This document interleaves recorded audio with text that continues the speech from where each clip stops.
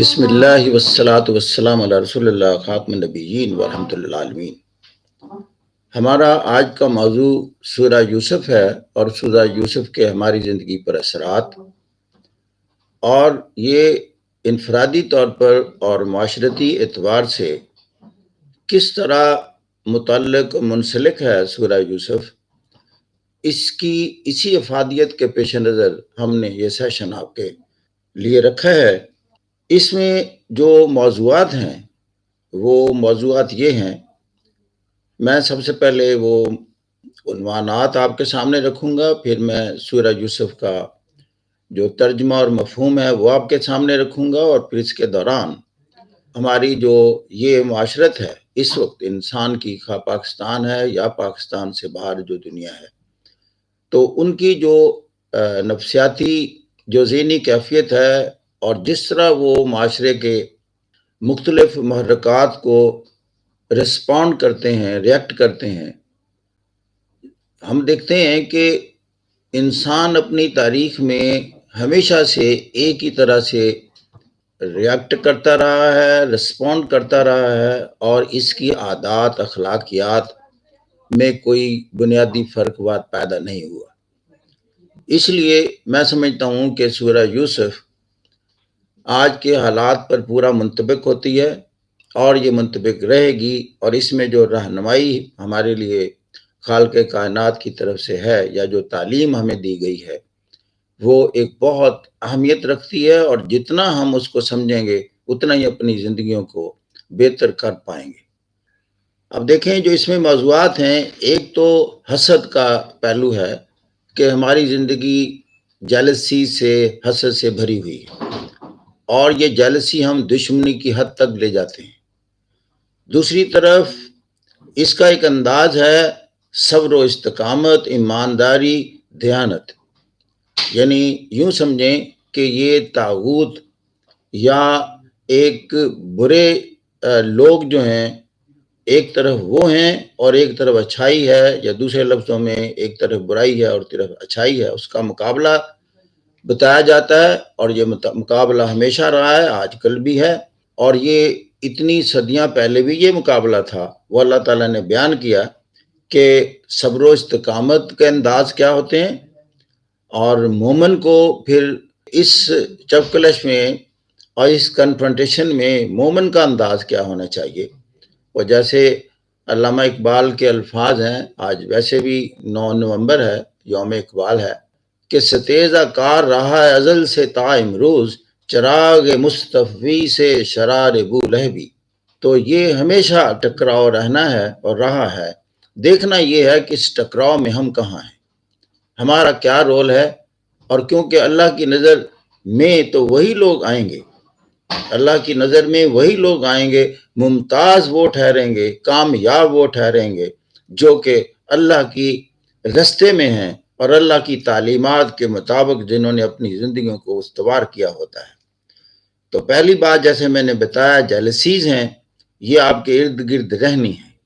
اس jealousies کا آپ نے مقابلہ کیسے کرنا ہے، اور جیلسیز کو بعض اوقات اللہ تعالیٰ کامیابیاں بھی وقتی طور پر عطا کرتا ہے، لیکن وقتی طور پر کرتا ہے۔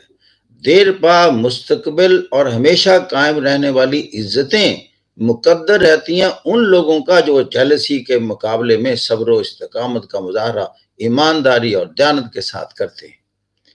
دوسری طرف اللہ کہتا ہے کہ انسان کبھی بے بس ہو جاتا ہے، محسوس کرتا ہے کہ شاید اچھائی کے ساتھ کوئی نہیں ہے، میں شاید تنہا ہو گیا ہوں، میرا کوئی نہیں ہے، یا اچھائی کے انداز پیدا کرنے جو ہیں ان کا کوئی فائدہ نہیں ہے۔ تو اللہ اس میں جو بیان کروں گا آپ کے سامنے چیزیں آتی جائیں گی کہ وہ کہتا ہے یہ اپنی چالیں چلیں گے اور چلتے ہیں، اور پھر کچھ چالیں میری بھی ہوتی ہیں، اور نصرت ملتی ہے ان لوگوں کو، کامیابی جو میری چالوں کے تحت ہوتے ہیں۔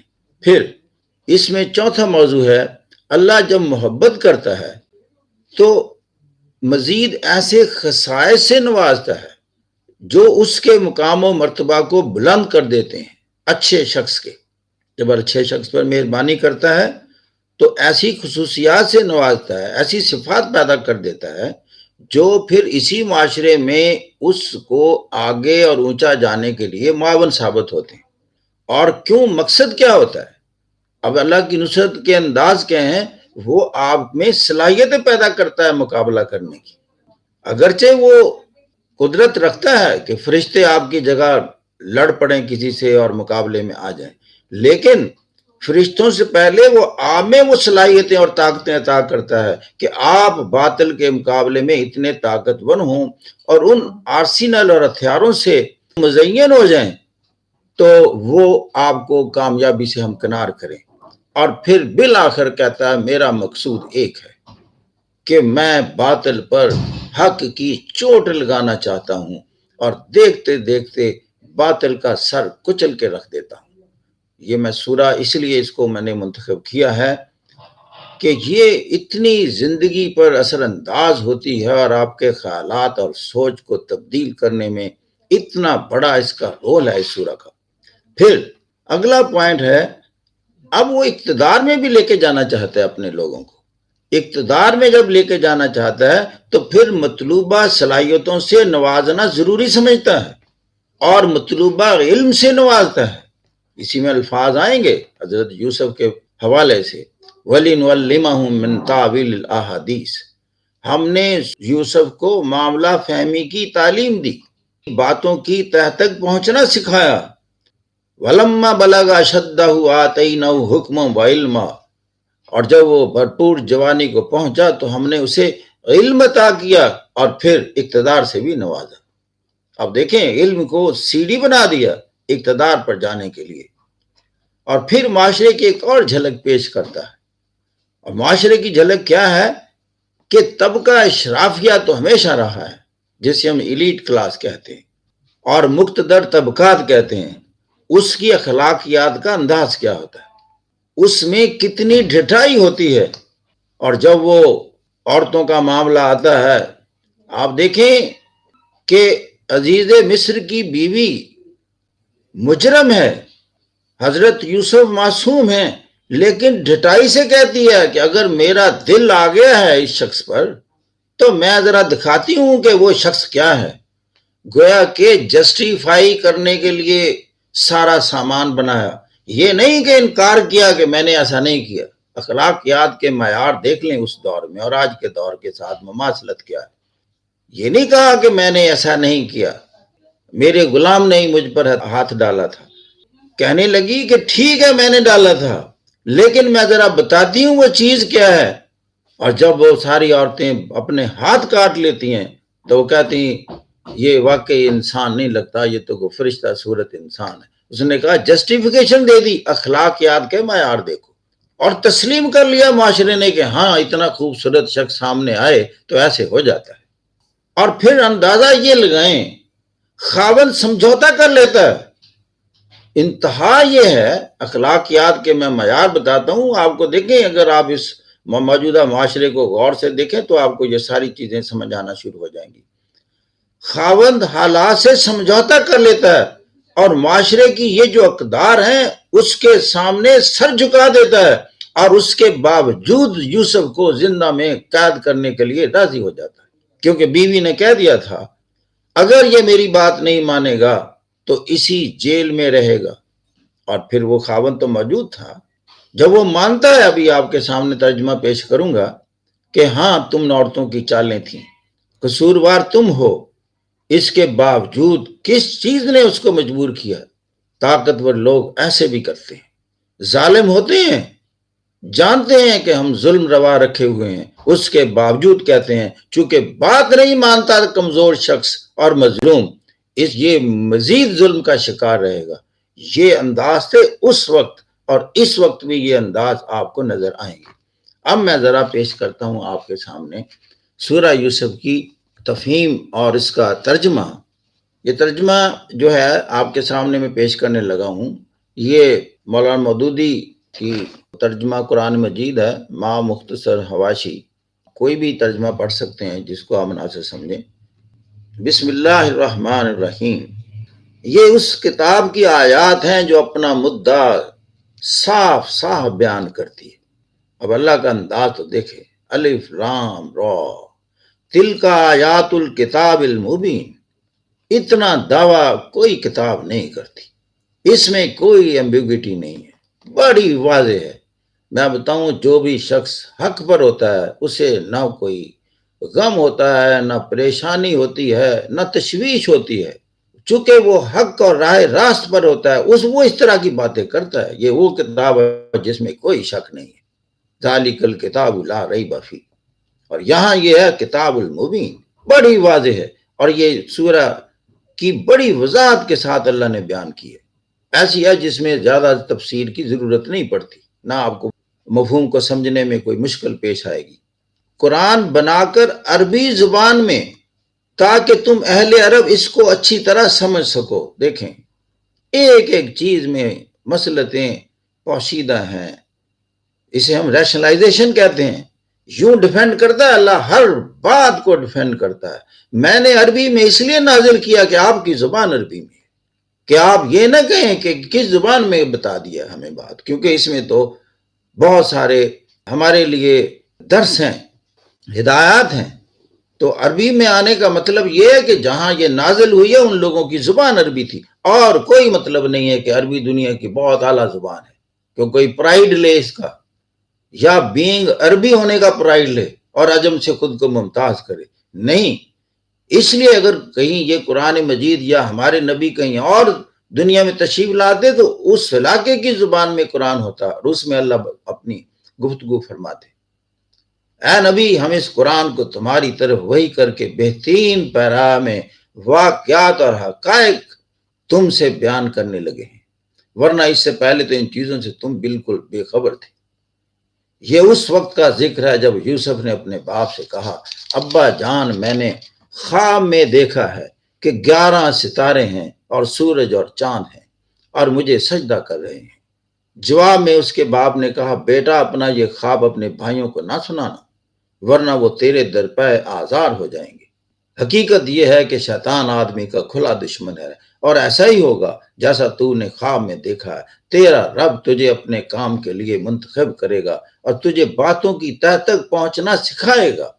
یہاں وہ آتا ہے وَيُعَلِّمَهُ مِن تَأْوِيلِ الْأَحَادِيثِ، بیٹا بھی کس کا ہے؟ وہ بھی تو پیغمبر کا بیٹا ہے، اس کو بھی وہ علم، وہ ویژن، وہ فہم، وہ ادراک سے نوازا ہوا تھا اللہ نے۔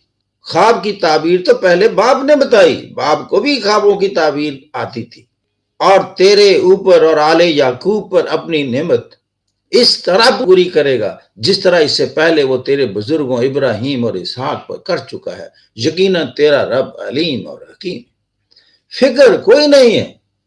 دیکھیں ہر چیز میں، کیونکہ اللہ کی نصرت ہمارے ساتھ ہی رہنی ہے۔ یہ ہوتا ہے جو اللہ کے ساتھ جڑ جائے وہ اندر سے کتنا مستحکم انسان ہوتا ہے، کتنا سٹیبل ہوتا ہے۔ حقیقت یہ ہے کہ یوسف اور اس کے بھائیوں کے قصہ میں ان پوچھنے والوں کے لیے بڑی نشانیاں ہیں۔ یہ ہے وہ وجہ جس سے میں نے آپ کے سامنے آپ کا یہ وقت لیا، کہ کس طرح اللہ تعالیٰ چاہتا ہے کہ یہ نشانیاں سب کو معلوم ہونی چاہیے، یہ حقائق سب پر آشکار ہونے چاہیے کہ اس زندگی میں سورہ یوسف کے واقعات ریپیٹ ہوں گے، دہرائے جائیں گے۔ یوسف کے انداز میں بھی لوگ ہوں گے اور یوسف کے بھائیوں کے انداز میں بھی لوگ ہوں گے، اور آپ کے ساتھ واسطہ پڑے گا۔ یہ قصہ پھر یوں شروع ہوتا ہے کہ اس کے بھائیوں نے آپس میں کہا، یہ یوسف اس کا بھائی دونوں ہمارے والد کو ہم سے زیادہ محبوب ہیں، حالانکہ ہم ایک پورا جتھا ہیں۔ اب آگئی جیلسی۔ اب میں بتا رہا ہوں آپ کی زندگیوں سے کس طرح یہ منطبق ہوتی ہے اور منسلک ہوتی ہے۔ سچی بات یہ ہے کہ ہمارا ابا جان بالکل ہی بہک گئے ہیں۔ چلو یوسف کو قتل کر دو یا اسے کہیں پھینک دو تاکہ تمہارے والد کی ساری توجہ صرف تمہاری طرف ہو جائے۔ ایسے روزانہ ہوتا ہے۔ یہ کام کرنے کے لیے بعد میں پھر نیک بن رہنا۔ اس پر ان میں سے ایک بولا، یوسف کو قتل نہ کرو، اگر کچھ کرنا ہی ہے تو اسے اندھے کنویں میں ڈال دو، کوئی آتا جاتا قافلہ اسے نکال لے جائے گا۔ آپس میں مشورے ہونے لگ گئے ہیں۔ اس قرارداد پر انہوں نے جا کر اپنے باپ سے کہا، ابا جان، کیا بات ہے کہ آپ یوسف کے معاملہ میں ہم پر بھروسہ نہیں کرتے، حالانکہ ہم اس کے سچے خیر خواہ ہیں۔ کل اسے ہمارے ساتھ بھیج دیجئے، کچھ چر چگ لے گا اور کھیل کود سے بھی دل بہلائے گا، ہم اس کی حفاظت کو موجود ہیں۔ اب یہ ساری وضاحتیں اس لیے کر رہے ہیں کہ حضرت یعقوب ان پر بھروسہ نہیں کرتے تھے۔ باپ نے کہا تمہارا اسے لے جانا مجھے شاک گزرتا ہے اور مجھے اندیشہ ہے کہ کہیں اسے بھیڑیا نہ پھاڑ کھائے جب کہ تم اس سے غافل ہو۔ انہوں نے جواب دیا اگر ہمارے ہوتے ہوئے اسے بھیڑیے نے کھا لیا جبکہ ہم ایک جتھا ہیں تب تو ہم بڑے ہی نکمے ہوں گے۔ اس طرح اصرار کر کے جب اسے لے گئے اور انہوں نے طے کر لیا کہ اسے ایک اندھے کنویں میں چھوڑ دیں تو ہم نے یوسف کو وحی کی کہ ایک وقت آئے گا جب تو ان لوگوں کو ان کی یہ حرکت جتائے گا۔ یہ اپنے فعل کے نتائج سے بے خبر ہے۔ شام کو وہ روتے پیٹتے اپنے باپ کے پاس آئے اور کہا ابا جان ہم دوڑ کا مقابلہ کرنے میں لگ گئے تھے اور یوسف کو ہم نے اپنے سامان کے پاس چھوڑ دیا تھا کہ اتنے میں بھیڑیا آ کر اسے کھا گیا۔ آپ ہماری بات کا یقین نہ کریں گے چاہے ہم سچے ہی ہوں۔ ایسے ہوتے ہیں جھوٹے لوگ، ایسے وضاحتیں کرتے ہیں اپنی اور جھوٹ بولنے میں بالکل بھی ہچکچاہٹ محسوس نہیں کرتے۔ اور یوسف کو ہم نے اپنے سامان کے پاس چھوڑ دیا کہ اتنے میں بھیڑیا آ کر اسے کھا گیا۔ اور وہ یوسف کی قمیض پر جھوٹ موٹ کا خون لگا کر لے آئے تھے۔ یہ سن کر ان کے باپ نے کہا بلکہ تمہارے نفس نے تمہارے لیے ایک بڑے کام کو آسان بنا دیا۔ اب حضرت یعقوب سب جانتے ہیں۔ اچھا صبر کروں گا اور بخوبی صبر کروں گا۔ جو بات تم بنا رہے ہو اس پر اللہ ہی سے مدد مانگی جا سکتی ہے۔ جب اس کیفیت میں ہو تو ایسے ہی کہا کرے۔ ہم بھی شکار ہو سکتے ہیں۔ اس وقت کہیں پھر ہم اللہ سے مدد مانگیں گے اور وہ نصرت کو آتا ہے۔ اب یہ سورہ ایسے ہی نزول نہیں ہوا اس کا قرآن میں۔ ادھر ایک قافلہ آیا اور اس نے اپنے سکے کو پانی لانے کے لیے بھیجا۔ سکے نے جو کنویں میں ڈول ڈالا تو یوسف کو دیکھ کر پکار اٹھے مبارک ہو یہاں تو ایک لڑکا ہے۔ ان لوگوں نے اس کو مال تجارت سمجھ کر چھپا لیا، حالانکہ جو کچھ وہ کر رہے تھے خدا اس سے باخبر تھا۔ وہ تو اللہ کی چالیں ہیں۔ اللہ نے نجات دینی تھی، وہاں سے نکالنا تھا، انداز بنانی تھی، اقتدار کے لیے ہموار کرنا تھا۔ کہاں سے اٹھایا؟ کنویں سے۔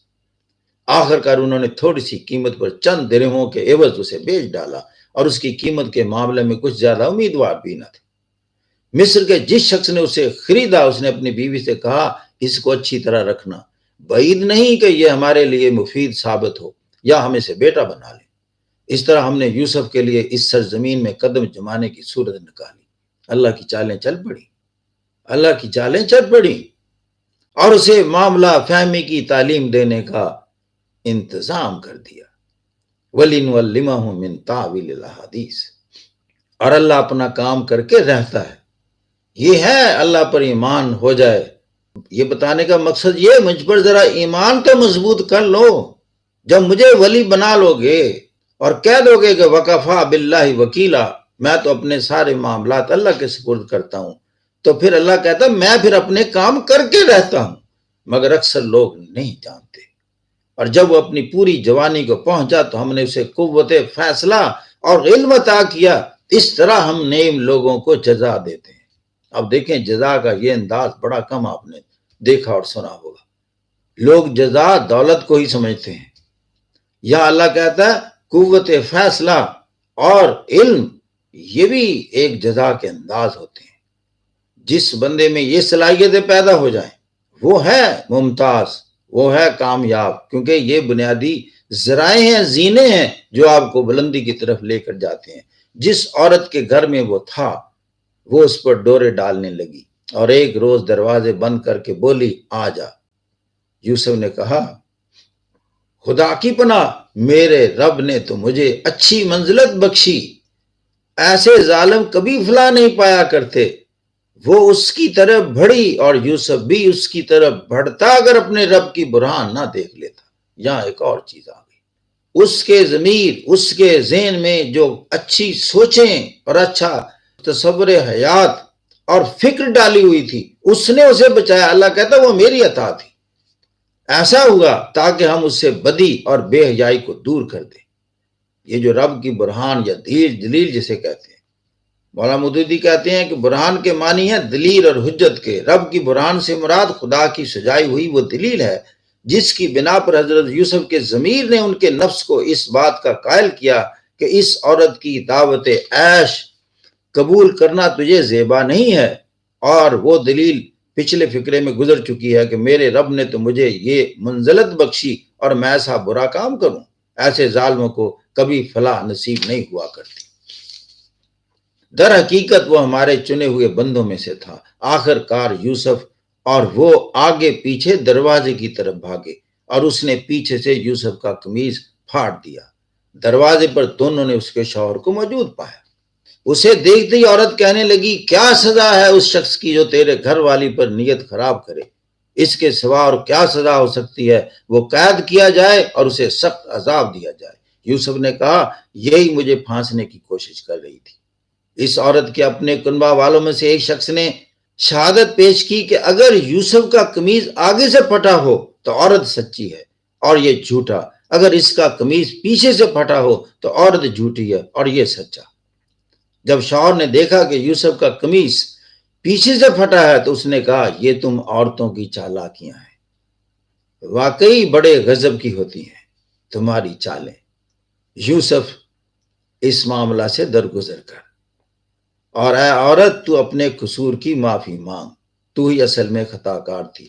اب خاوند کہہ رہا ہے، خاوند کو یقین ہو گیا قصوروار میری بیوی ہے، یوسف نہیں ہے، اور اسے کہنے لگا کہ تو درگزر کر، اس کے بعد بھی زندہ میں رہے تو پھر اخلاقیات کے اور معاشرے کے جو انداز ہیں اس کے اثرات دیکھیں آپ، اور آج کا دور بھی آپ دیکھیں جب بے گناہ پکڑے جاتے ہیں، بے گناہی کے سزا بھگتتے ہیں۔ شہر کی عورتیں آپس میں چرچا کرنے لگیں، اب معاشرے کا ایک اور انداز ہے۔ بات پھیل گئی کہ عزیز کی بیوی اپنے نوجوان غلام کے پیچھے پڑی ہوئی ہے، محبت نے اس کو بے قابو کر رکھا ہے، ہمارے نزدیک تو وہ سری غلطی کر رہی ہے۔ اس نے جو ان کی مکارانہ باتیں سنی تو ان کو بلاوا بھیج دیا اور ان کے تکیہ دار مجلس آراستہ کی اور ضیافت میں ہر ایک کے آگے ایک چھری رکھ دی۔ پھر عین اس وقت جب کہ وہ پھل کاٹ کر کھا رہی تھی، اس نے یوسف کو اشارہ کیا کہ ان کے سامنے نکلا۔ جب ان عورتوں کی نگاہ اس پر پڑی تو وہ دنگ رہ گئیں اور اپنے ہاتھ کاٹ بیٹھی اور بے ساختہ پکار اٹھی، ہاشا للہ، یہ شخص انسان نہیں ہے، یہ تو کوئی بزرگ فرشتہ ہے۔ اب دیکھیں اخلاقیات۔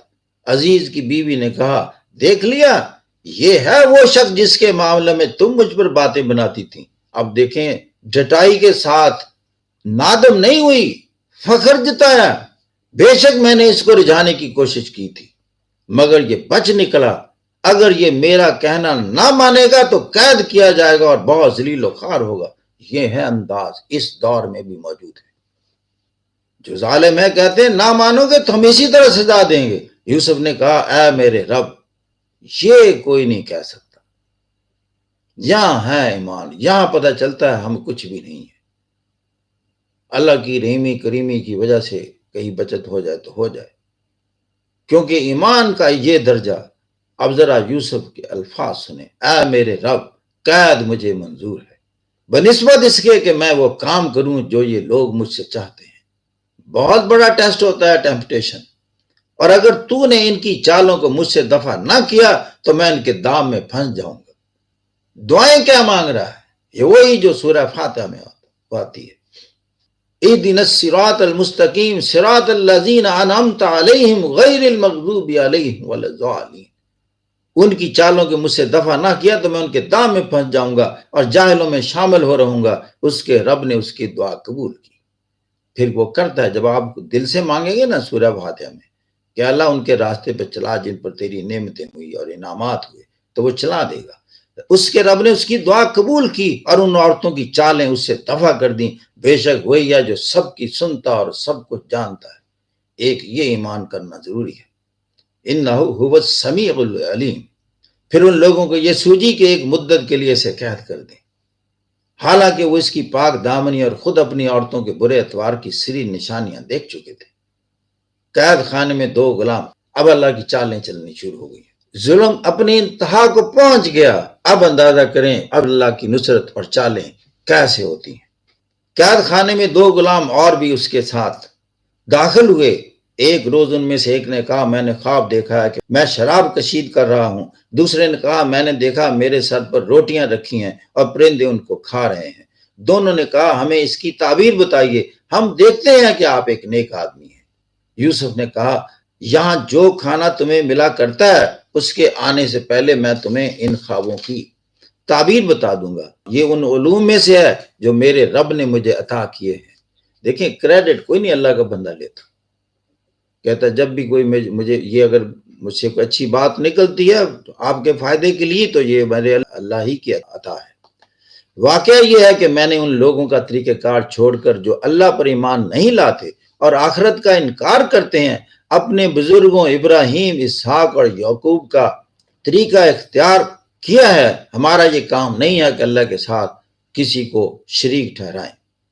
در حقیقت یہ اللہ کا فضل ہے ہم پر اور تمام انسانوں پر کہ اس نے اپنے سوا کسی کا بندہ ہمیں نہیں بنایا، مگر اکثر لوگ شکر نہیں کرتے۔ اے زندہ کے ساتھیو، تم خود ہی سوچو کہ بہت سے متفرق رب ہیں، اب یہاں ایجوکیٹ کر رہے ہیں ان کو، اب ان کو اللہ کی طرف دعوت دے رہے ہیں۔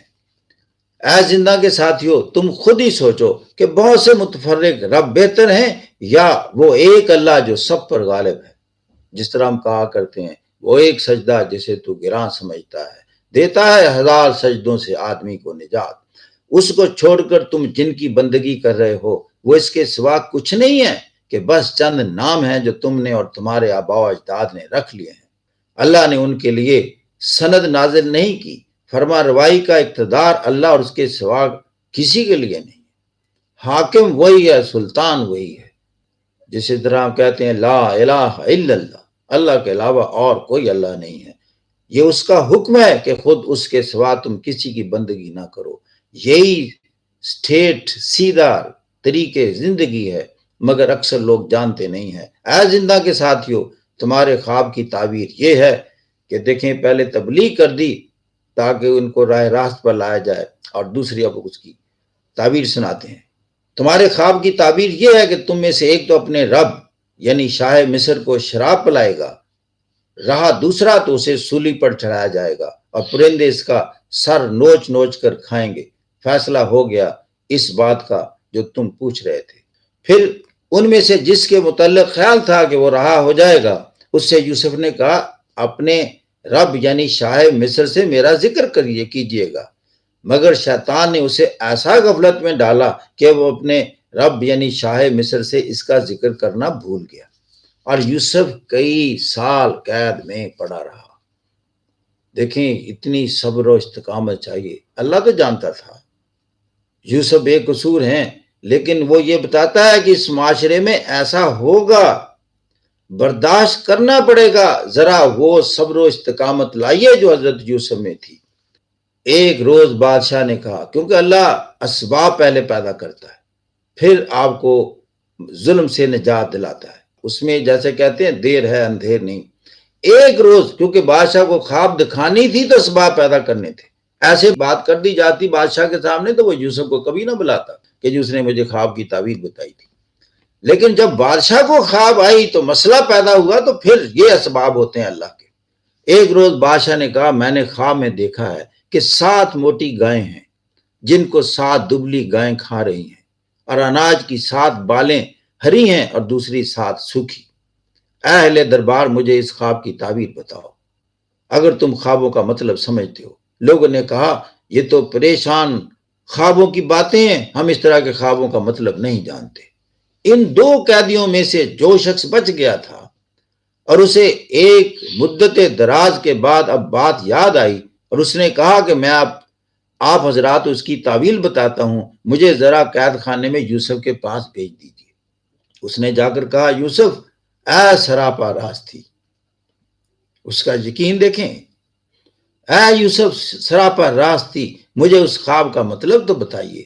7 موٹی گائیں ہیں جن کو 7 دبلی گائیں کھا رہی ہیں، اور 7 بالیں ہری ہیں اور 7 سوکھی، شاید کہ میں ان لوگوں کے پاس واپس جاؤں اور شاید کہ وہ جان لیں۔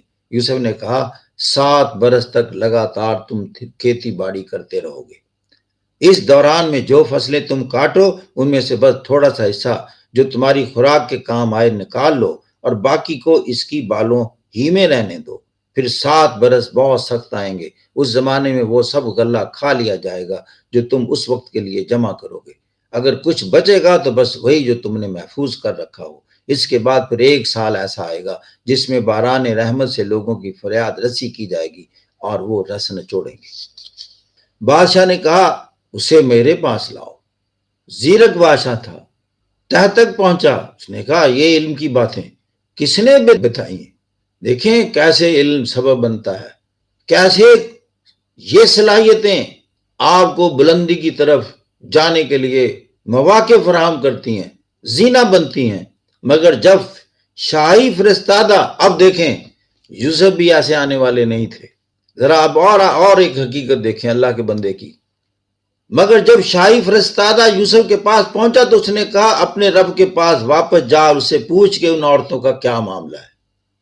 اب یوسف بتانا چاہتے ہیں میں اس الزام سے پاک ہونا چاہتا ہوں جو انہوں نے مجھ پر لگایا۔ میں بتانا چاہتا ہوں عزیز مصر کو کہ تمہارا غلام ایسا نہیں ہے بددیانت، اور بادشاہ تک بھی معلوم ہو جائے۔ واپس جا ان سے پوچھ ان عورتوں کا کیا معاملہ ہے جنہوں نے اپنے ہاتھ کاٹ لیے تھے۔ یہ سارے بیان بتائیں میرے بارے میں۔ یہ دعویٰ ہوتا ہے اپنے کردار کا اچھے انسان کو۔ میرا رب تو ان کی مکاری سے واقف ہے ہی، میں ذرا معاشرے کو بتانا چاہتا ہوں۔ اس پر بادشاہ نے ان عورتوں سے دریافت کیا تمہارا کیا تجربہ ہے اس وقت کا جب تم نے یوسف کو رجانے کی کوشش کی تھی؟ سب نے یک زبان ہو کر کہا حاشا للہ، ہم نے تو اس میں بدی کا شائبہ تک نہ پایا۔ عزیز کی بیوی بول اٹھی اب حق کھل چکا ہے، وہی میں ہی تھی، اس نے اس کو پھسلانے کی کوشش کی، بے شک وہ بالکل سچا ہے۔ یہ ہے اللہ ایسے ممتاز کرتا ہے، ایسے عزتیں عطا کرتا ہے۔ یوسف نے کہا اس سے میری غرض یہ تھی کہ میں کیوں بات کو دوبارہ دہروایا، یہ کہ عزیز یعنی میرا جس کا میں غلام ہوں یہ جان لے کہ میں نے در پردہ اس کی خیانت نہیں کی تھی۔ اس گھر میں تھا، اس کی بیوی پر میں بری نظر نہیں ڈال سکتا تھا، اور یہ کہ جو خیانت کرتے ہیں ان کی چالوں کو اللہ کامیابی کی راہ پر نہیں لگاتا۔ اور درس یہ ہے کہ بے شک چالیں چل کے دیکھ لو، اس طرح کی حرکتیں کر کے دیکھ لو، اللہ کی چالیں کامیاب ہوں گی، ان کی نہیں ہوں گی۔ میں کچھ اپنے نفس کی برات نہیں کر رہا، پھر یہ بھی کریڈٹ نہیں لے رہا اللہ کا بندہ۔ نفس تو بدی پر اکساتا ہی ہے، الا یہ کہ کسی پر میرے رب کی رحمت ہو جائے، اور ہوتی ہے۔ کیوں؟ قرآن کہتا ہے بے شک میرا رب بڑا غفور و رحیم ہے۔ بادشاہ نے کہا انہیں میرے پاس لاؤ تاکہ ان کو اپنے لیے مخصوص کر لوں۔ ایسا ہیرا بندہ پھر بادشاہ کیسے چھوڑتا؟ کہتا ہے اس کا مقام و مرتبہ میرے پاس ہے، جیل میں نہیں ہے۔ جب یوسف نے اس سے گفتگو کی تو اس نے کہا اب آپ ہمارے ہاں قدر و منزلت رکھتے ہیں اور آپ کی امانت پر پورا بھروسہ ہے۔ یوسف نے کہا تو پھر اگر ایسے ہے ملک کے خزانے میرے سپرد کر دیجئے، میں حفاظت کرنے والا بھی ہوں اور علم بھی رکھتا ہوں۔ اس طرح ہم نے اس سرزمین میں یوسف کے لیے اقتدار کی راہ ہموار کی۔ اب اللہ کہتا ہے ایسے ہم نے اقتدار پہلے سارے مسائل سے، سارے اس امتحانات سے گزارا، کہتا ہے اب رستے کے ہموار کر دیا ہم نے۔ امتحانات آئیں گے، یہ میں آپ کو بتاؤں، امتحانات کے بغیر آگے نہیں بات بڑھتی۔ اس طرح ہم نے اس سرزمین میں یوسف کے لیے اقتدار کی راہ ہموار کی۔ وہ مختار تھا کہ اس میں جہاں چاہے اپنی جگہ بنا لے، کہاں قید اور کہاں یہ کہ آزاد ہو گیا جہاں چاہے۔ ہم اپنی رحمت سے جس کو چاہتے ہیں نوازتے ہیں، نیک لوگوں کا اجر ہمارے ہاں مارا نہیں جاتا۔ یہاں ہے ڈپریشن کی وجہ، فرسٹریشن کی۔ یہ جو لوگ ڈپریسڈ ہوتے ہیں ان کو میں یہی کہا کرتا ہوں اگر آپ صحیح ہیں، سچے ہیں، ذرا صبر و استقامت سے کام لیں، اللہ کی نصرت آپ کا مقدر ہے، اور آخرت کا اجر ان لوگوں کے لیے زیادہ بہتر ہے جو ایمان لے آئے اور خدا ترضی کے ساتھ کام کرتے رہے۔ یوسف کے بھائی مصر آئے، اس کے ہاں حاضر ہوئے، اس نے انہیں پہچان لیا مگر وہ اس سے ناآشنا تھے۔ پھر جب اس نے ان کا سامان تیار کروا دیا تو چلتے وقت ان سے کہا اپنے ستیلے بھائی کو میرے پاس لانا۔ گویا پہلے تعارف ہو چکا تھا، تم کل کتنے بھائی ہو، کتنا سامان لے کر جانا چاہتے ہو، دیکھتے نہیں ہو کہ میں کس طرح پیمانہ بھر کر دیتا ہوں اور کیسا اچھا مہمان نواز ہوں۔ اگر تم اسے نہ لاؤ گے تو میرے پاس تمہارے لیے کوئی غلہ نہیں ہے، بلکہ تم میرے قریب بھی نہ پھٹکنا۔ جیسے کہ آپ جانتے ہیں کہ بنیامین اور حضرت یوسف ایک ماں کی اولاد میں سے تھے اور باقی دوسرے ماں کی اولاد میں سے تھے، اور اسی جالسی کی وجہ یہی تھی۔ انہوں نے کہا ہم کوشش کریں گے کہ والد صاحب اسے بھیجنے پر راضی ہو جائیں اور ہم ایسا ضرور کریں گے۔ یوسف نے اپنے غلاموں کو اشارہ کیا، ان لوگوں کے غلے کے عوض جو مال دیا ہے وہ چپکے سے ان کے سامان ہی میں رکھ دو۔ یہ یوسف نے اس امید پر کیا کہ گھر پہنچ کر وہ اپنا واپس پایا ہوا مال پہچان جائیں گے یا اس فیاضی پر احسان مند ہو گئے، اور عجیب نہیں کہ پھر پلٹیں۔ اور جب وہ اپنے باپ کے پاس گئے تو کہا، ابا جان، آئندہ ہم کو غلہ دینے سے انکار کر دیا گیا ہے، لہذا آپ ہمارے بھائی کو ہمارے ساتھ بھیج دیجئے تاکہ ہم غلہ لے کر آئیں اور اس کی حفاظت کے ہم ذمہ دار ہیں۔ باپ نے کیا جواب دیا؟ کیا میں اس کے معاملہ میں تم پر ویسا ہی بھروسہ کروں جیسا اس سے پہلے اس کے بھائی کے معاملہ میں کر چکا ہوں؟ اللہ ہی بہتر محافظ ہے اور سب سے بڑھ کر رحم فرمانے والا ہے۔ پھر اللہ پر اعتماد اور بھروسہ کر لیا۔ پھر جب انہوں نے اپنے سامان کو کھولا تو دیکھا کہ ان کا مال بھی انہیں واپس کر دیا گیا ہے۔ یہ دیکھ کر وہ پکار اٹھے، ابا جان، اور ہمیں کیا چاہیے؟ دیکھیے یہ ہمارا مال بھی ہمیں واپس دے دیا گیا ہے، بس اب ہم جائیں گے اور اپنے اہل و عیال کے لیے رسد لے کر آئیں گے، اپنے بھائی کی حفاظت بھی کریں گے اور ایک بار شطر اور زیادہ بھی لے کر آئیں گے، اتنے غلے کا اضافہ آسانی کے ساتھ ہو جائے گا۔ ان کے باپ نے کہا، میں اس کو ہرگز تمہارے ساتھ نہ بھیجوں گا جب تک کہ تم اللہ کے نام سے مجھ کو پیمان نہ دو کہ اسے میرے پاس ضرور واپس لے کر آؤ گے، الا یہ کہ تم گھیر ہی لیے جاؤ۔ جب انہوں نے اس کو اپنے پیمان دے دیے تو اس نے کہا، دیکھو ہمارے اس قول پر اللہ نگہبان ہے۔ پھر اس نے کہا، میرے بچوں، مصر کے دارالسلطنت میں ایک دروازے سے داخل نہ ہونا بلکہ مختلف دروازوں سے جانا، مگر میں اللہ کی مشیت سے تم کو نہیں بچا سکتا۔ اپنی تدابیر ضرور کی جانی چاہیے۔ اب اللہ ایجوکیٹ ہمیں کر رہا ہے، تدابیر ضرور کیجیے اپنی حفاظت کی، لیکن پھر اللہ نے جو کچھ لکھا ہو آپ کے مقدر میں وہ تو ہو کر رہتا ہی ہے۔ یہ ہے مومن کے انداز فکر۔ میں نے بھروسہ کیا اور جس کو بھی بھروسہ کرنا ہو اسی پر کرے۔ تعلیم ساتھ ساتھ دی جا رہی ہے ہمیں، اور واقعہ بھی یہی ہوا کہ جب وہ اپنے باپ کی ہدایت کے مطابق شہر میں داخل ہوئے تو اس کی یہ احتیاطی تدابیر اللہ کی مشیت کے مقابلے میں کچھ بھی کام نہ آ سکی۔ ہاں، بس یعقوب کے دل میں جو ایک کھٹک تھی اسے دور کرنے کے لیے اس نے اپنی سی کوشش کر لی۔ بے شک وہ ہماری دی ہوئی تعلیم سے صاحب علم تھا، مگر اکثر لوگ معاملہ کی حقیقت کو جانتے نہیں ہیں۔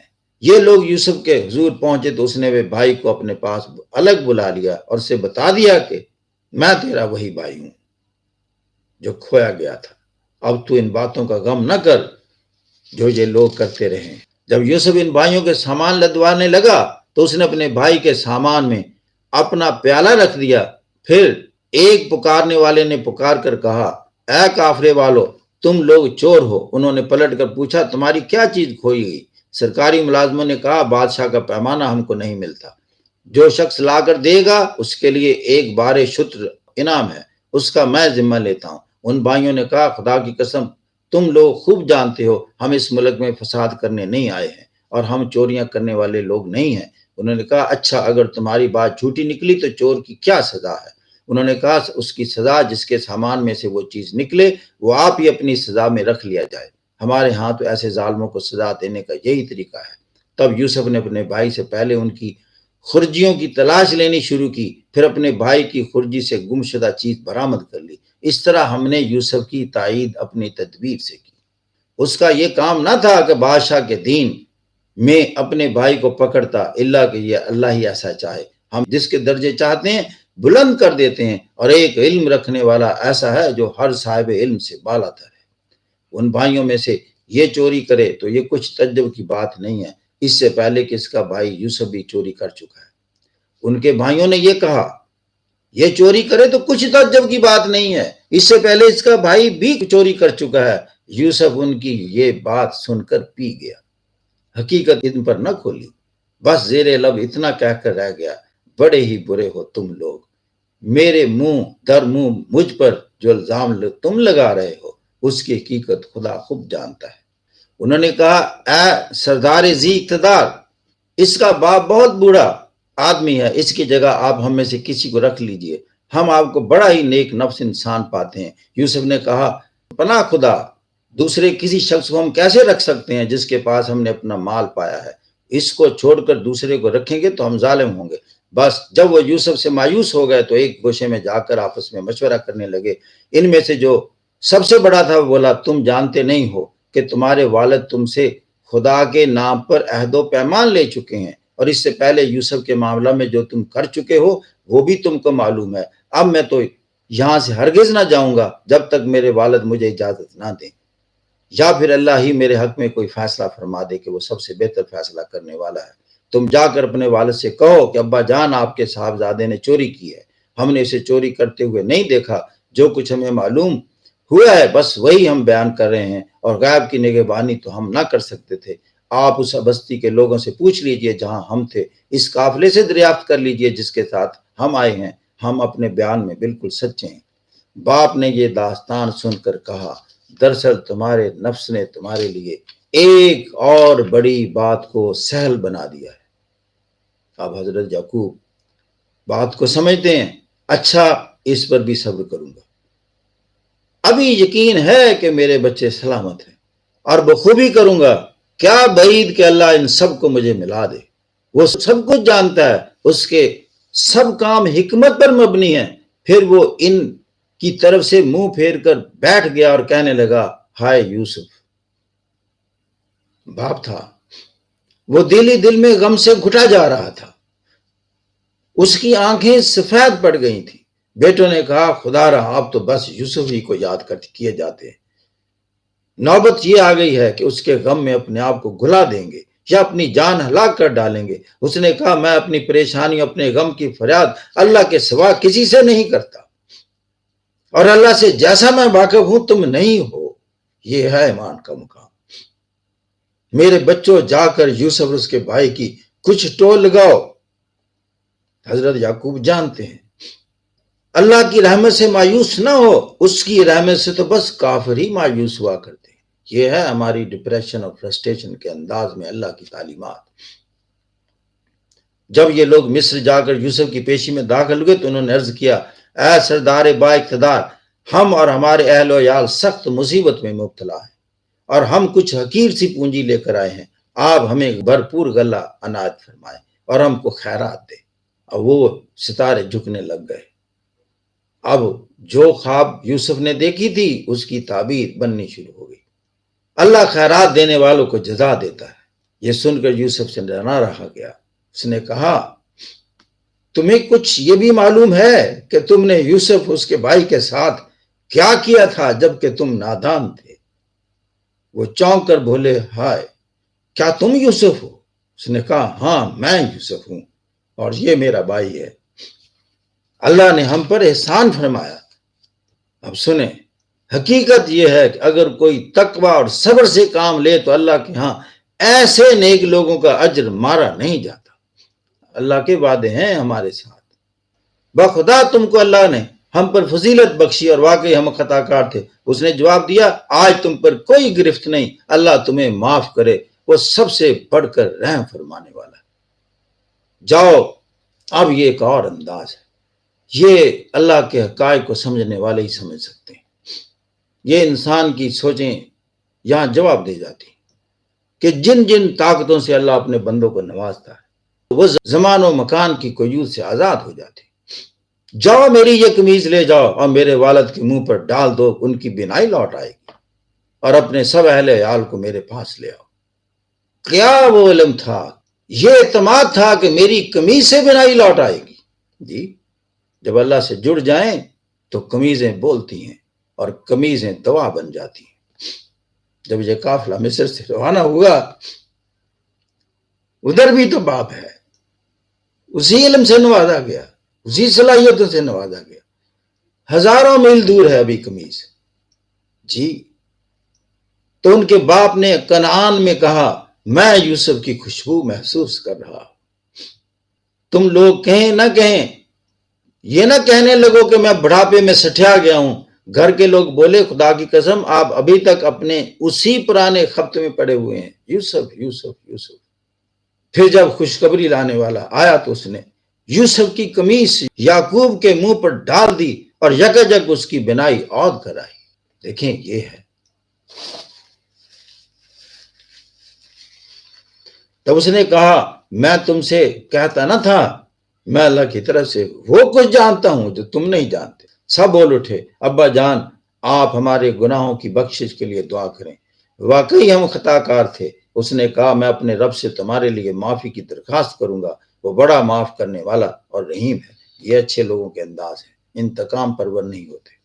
پھر جب یہ لوگ یوسف کے پاس پہنچے تو اس نے اپنے والدین کو اپنے ساتھ بٹھا لیا اور اپنے سب کنوے والوں سے کہا چلو اب شہر میں چلو، اللہ نے چاہا تو امن و چین سے رہو گے۔ شہر میں داخل ہونے کے بعد اس نے اپنے والدین کو اٹھا کر اپنے تخت پر بٹھایا اور سب اس کے آگے بے اختیار سجدے میں جھک گئے، تعظیمی سجدے میں۔ یوسف نے کہا ابا جان یہ تعبیر ہے میرے اس خواب کی جو میں نے پہلے دیکھا تھا، میرے رب نے اسے حقیقت بنا دیا۔ اس کا احسان ہے کہ اس نے مجھے قید خانے سے نکالا اور آپ لوگوں کو صحرا سے لا کر مجھ سے ملایا، حالانکہ شیطان میرے اور میرے بھائیوں کے درمیان فساد ڈال چکا تھا۔ اب واقعہ یہ ہے کہ میرا رب غیر محسوس تدبیروں سے اپنی مشیت پوری کرتا ہے۔ جتنے بھی ظلم آپ سے ہو رہے ہوں خاموش ہو جائیں، صبر کر لیں اور اللہ کی مشیت کا انتظار کریں۔ اور وہ غیر محسوس خود کہہ رہا ہے، اللہ غیر محسوس تدبیروں سے اپنی مشیت پوری کرتا ہے، بے شک وہ علیم اور حکیم ہے۔ دیکھیں دو ہی چیزیں ہوتی ہیں انسان کی زندگی میں، ایک علم ہوتا ہے اور ایک حکمت اور تدبر ہوتی ہے۔ یہ ساری کی ساری اللہ کے پاس ہے، اس سے زیادہ کسی کے پاس نہیں ہے، اسی کا کچھ حصہ اپنے بندوں کو لوٹاتا ہے، عطا کرتا ہے۔ اے میرے رب تو نے مجھے حکومت بخشی اور مجھ کو باتوں کی تہ تک پہنچانا سکھایا، لہذا جتنی بھی آپ کے پاس صلاحیتیں ہوں ایک کہا بات کہا کرو، اے اللہ یہ سب آپ ہی کی عطا ہے اور عطا ہوں گی۔ پھر زمین و آسمان کے بنانے والے تو ہی دنیا اور آخرت میں میرا سرپرست ہے۔ حضرت یوسف یہ کہہ رہے ہیں میرا خاتمہ اسلام پر کر اور انجام کار مجھے صالحین کے ساتھ ملا۔ یہ وہ قصہ ہے جو آپ کے سامنے ہم نے پیش کیا، مزید تفسیر کی گنجائش نہیں۔ اللہ ہمیں توفیق دے کہ ہم اس کے صحیح معنی مفہوم کو سمجھیں اور اس پر عمل کرنے کی بھی توفیق میں آئیں۔ آپ کا سننے کا بہت بہت شکریہ۔ ہم دعا گو ہیں آپ کے لیے اور آپ سے ہماری التجا ہے آپ ہمارے اس لیے دعا کیجیے، اور ہماری یہ جو محفل ہے یا یہ جو ہمارا آج ذکر ہوا ہے یہ اللہ قبول فرمائے اور اس کے عوض ہمیں سکون قلب عطا فرمائے، اس لیے کہ وہ کہتا ہے الا بذکر اللہ تطمئن القلوب، اور اسے میں اللہ کا ذکر ہی سمجھتا ہوں۔ بہت بہت شکریہ، خدا حافظ۔